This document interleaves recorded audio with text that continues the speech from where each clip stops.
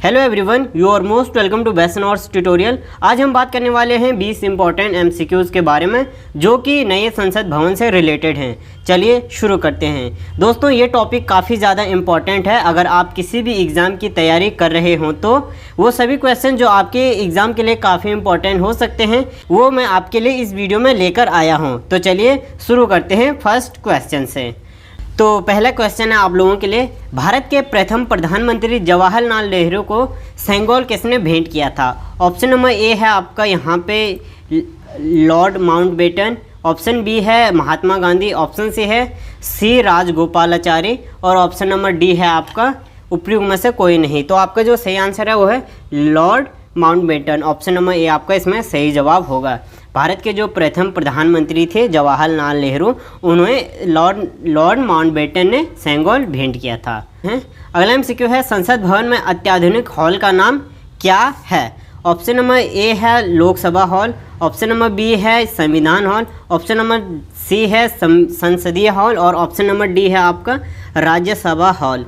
तो आपके इसमें जो सही आंसर है वो है ऑप्शन नंबर बी संविधान हॉल। नए संसद भवन में बने अत्याधुनिक हॉल का नाम है कॉन्स्टिट्यूशन हॉल। ओके, आप इसको एक स्टार दे सकते हैं। सो हम चलते हैं अगले एमसीक्यूज़ पे। अगला एमसीक्यू है, किस तारीख को नए संसद भवन का औपचारिक रूप से उद्घाटन किया गया था? ऑप्शन नंबर ए है 27 मई 2023, ऑप्शन बी है 28 मई 2023, ऑप्शन नंबर सी है 29 मई 2023 और ऑप्शन नंबर डी है 30 मई 2023। तो सही जवाब होगा आपका इसमें ऑप्शन नंबर बी 28 मई 2023। नए संसद भवन का जो उद्घाटन हुआ था वो हुआ था 28 मई 2023 को।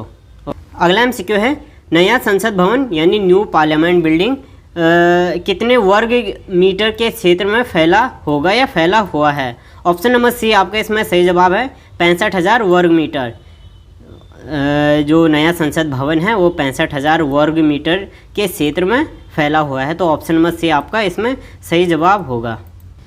अगला एमसीक्यू है, न्यू पार्लियामेंट बिल्डिंग को किस कंपनी ने डिज़ाइन किया है? ऑप्शन नंबर ए है HCP design and management private limited, Tata projects limited, Larsen and turbo, Hindustan construction company limited. तो आपके इसमें जो सही जवाब है वो है आपका option number A HCP design and management private limited ने नए संसद भवन का डिज़ाइन तैयार किया है। तो अगला एमसीक्यू है, किस राज्य में सबसे अधिक लोकसभा सीटें हैं? ऑप्शन नंबर ए उत्तर प्रदेश, ऑप्शन बी है महाराष्ट्र। तो आपका जो सही जवाब होगा वो होगा उत्तर प्रदेश। उत्तर प्रदेश में सबसे अधिक लोकसभा सीटें हैं, यहाँ 80 लोकसभा सीटें हैं। नीचे दिए गए बिंदुओं में से कौन से सेंगोल के बारे में सही हैं? यह न्याय संगत और निष्पक्ष शासन का प्रतीक है और सत्ता के हस्तांतरण को चिन्हित करने के लिए इस्तेमाल किया गया था। यह प्रतीक है कि शासन नीतियों के अनुसार और कर्तव्य पथ पर न्यायपूर्ण होना चाहिए। राजदंड 5 फीट ऊंचा है और शीर्ष पर एक नंदी या बैल है जिसे सभी के देखने के लिए लोकसभा अध्यक्ष के आसन के पास स्थापित किया जाएगा। ऑप्शन नंबर डी है उपरोक्त सभी। तो ये जो उपरोक्त सभी यानी option number A B C हैं ये सभी सत्य हैं। ये सेंगोल के बारे में ये सभी ऑप्शन सत्य हैं। ओके, तो चलिए अगले एमसीक्यू पे। अगला एमसीक्यू है, नए संसद भवन के बारे में निम्नलिखित में से कौन से बिंदु सही हैं? इमारत का जीवन काल 150 वर्ष से अधिक है। इसका इस्तेमाल हेक्सागोनल आकार है और भूकंप का सामना करने के लिए डिज़ाइन किया गया है। इसमें लोकसभा कक्ष में 888 सीटें और 384 सीटें होंगी राज्यसभा कक्ष में। ऑप्शन नंबर डी है उपरोक्त सभी। तो आपका जो सही आंसर है वो है उपरोक्त सभी। जो न्यू पार्लियामेंट बिल्डिंग है उसके बारे में ये सभी बिंदु सही हैं। तो चलिए अगले एमसीक्यू पर। तो है, संविधान द्वारा कितनी अनुसूचित भाषाओं को मान्यता दी गई है? Option number A 22, option B 23, option C 24, option D 25। तो आपका इसमें जो सही आंसर है वो है आपका ऑप्शन नंबर ए 22। संविधान द्वारा 22 अनुसूचित भाषाओं को मान्यता दी गई है।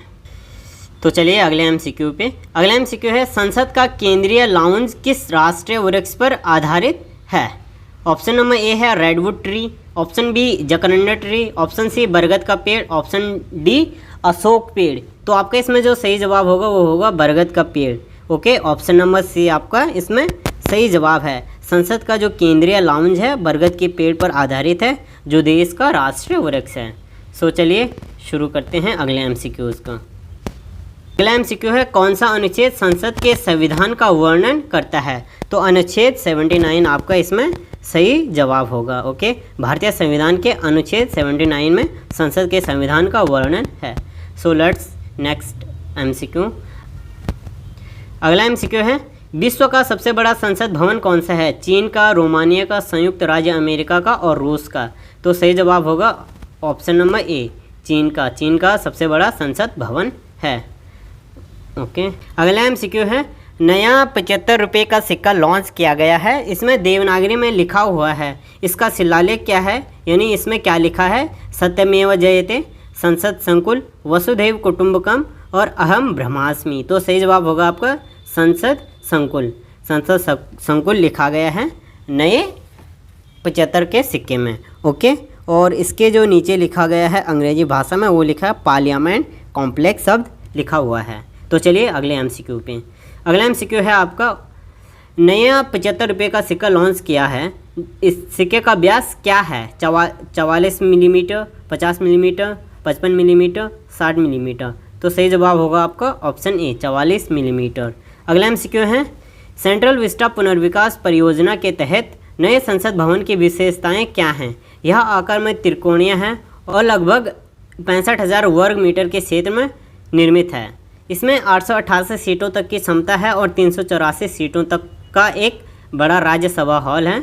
इनकी 3 दीर्घाएँ हैं, संगीत दीर्घा, स्थापत्य दीर्घा और शिल्प दीर्घा। उपरोक्त सभी। तो सही जवाब होगा आपका ऑप्शन नंबर डी, उपरोक्त सभी, ए बी सी, ये सभी सही जवाब हैं। तो चलिए अगले एमसीक्यू पे। अगला एमसीक्यू है, नए संसद भवन के वास्तुकार कौन हैं? राज रेवल, विमल पटेल, अनुपमा कुंडू, बीवी दोषी। तो सही जवाब होगा आपका विमल पटेल, ऑप्शन नंबर बी। तो चलिए अगले एमसीक्यू पे। तो अगला एमसीक्यू है, सेंट्रल विस्टा प्रोजेक्ट के मूल डिजाइनर कौन थे? सर एडविन लुटियंस और सर हार्वर्ड बेकर। ये मैंने आपको पहले भी बता रखे हैं ये एमसीक्यू। तो ऑप्शन नंबर ए आपका इसमें सही जवाब होगा। अगला एमसीक्यू है, सेंट्रल विस्टा पुनर्विकास परियोजना के उद्देश्य क्या हैं? त्रिकोणीय आकार के संसद भवन का निर्माण, सामान्य केंद्रीय सचिवालय का निर्माण और राष्ट्रपति भवन से इंडिया गेट तक 3 किलोमीटर लंबे राजपथ का पुनरुद्धार, आम केंद्रीय सचिवालय के विभिन्न मंत्रालयों के कार्यालयों और 87 मंजिला इमारतों को समायोजित करने के लिए, नॉर्थ और साउथ ब्लॉक को म्यूजियम में बदलना और सेंट्रल विस्टा एवेन्यू का विकास करना। उपरोक्त सभी सेंट्रल विस्टा पुनर्विकास परियोजना के उद्देश्य ये सभी हैं। Option number A B C, option D उपरोक्त सभी। तो अगले एमसीक्यू पे। अगला एमसीक्यू है, पुराना संसद भवन कब बनाया गया था? 18 जनवरी 1926, 18 जनवरी 1927, 18 जनवरी 1928, 18 जनवरी 1930। तो सही जवाब होगा आपका, वो आप कमेंट करके हमें बताएंगे कब बनाया गया था। वैसे ये जब इसका उद्घाटन किया गया था वो किया गया था जनवरी 18, 1927 को। उस समय भारत में वायसराय का आधिपत्य था, तो उनको ही इसके उद्घाटन के लिए बुलाया गया था पुराने संसद भवन के। तो आप हमें इसकी करंट डेट ज़रूर कमेंट करें। चलिए अगले एमसीक्यू पे। तो चलिए अगले एमसीक्यू पे। अगला एमसीक्यू है, सेंगोल अतीत के किस साम्राज्य में शासन का प्रतीक है या था? ऑप्शन नंबर ए गुप्त साम्राज्य, चौल साम्राज्य, मौर्य साम्राज्य, मुगल साम्राज्य। तो सही जवाब होगा आपका चौल साम्राज्य, ऑप्शन नंबर ए। सेंगोल अतीत के चौल साम्राज्य में शासन का प्रतीक था।